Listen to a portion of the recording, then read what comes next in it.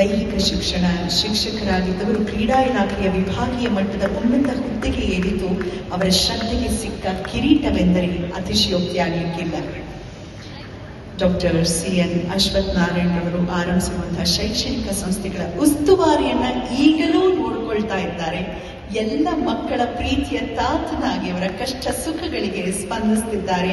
ಒಬ್ಬ ಶ್ರೇಷ್ಠ ಶಿಕ್ಷಕ, ಶ್ರೇಷ್ಠ ಪತಿ, ಶ್ರೇಷ್ಠ ತಂದೆ, ಶ್ರೇಷ್ಠ ಮಾವ, ಅಷ್ಟೇ ಅಲ್ಲ ಶ್ರೇಷ್ಠ ತಾತ, ಎಲ್ಲದಕ್ಕಿಂತ ಮೀರಿದ ಶ್ರೇಷ್ಠ ವ್ಯಕ್ತಿತ್ವದ ವ್ಯಕ್ತಿ. ದಯಮಾಡಿ ಎಲ್ಲರೂ ಎದ್ದು ನಿಂತು ಒಂದು ಜೋರು ಚಪ್ಪಾಳೆ ಕೊಡಬಹುದಾ? ಇಂಥ ವ್ಯಕ್ತಿ ಅಪರೂಪದಲ್ಲಿ ಅಪರೂಪ. ಅವರಂಥ ಮತ್ತೊಬ್ಬರು ಸಿಗೋದು ದುಸ್ತರ ಅಂತಾನೆ ಹೇಳ್ಬೋದು. ಅದಕ್ಕಾಗಿ ನಿಮಗಿದು ಅರ್ಪಣೆ, ಈ ಒಂದು ಪ್ರೀತಿಯ ಗೌರವ. ಇದು ಮನೆಯವರೆಲ್ಲರೂ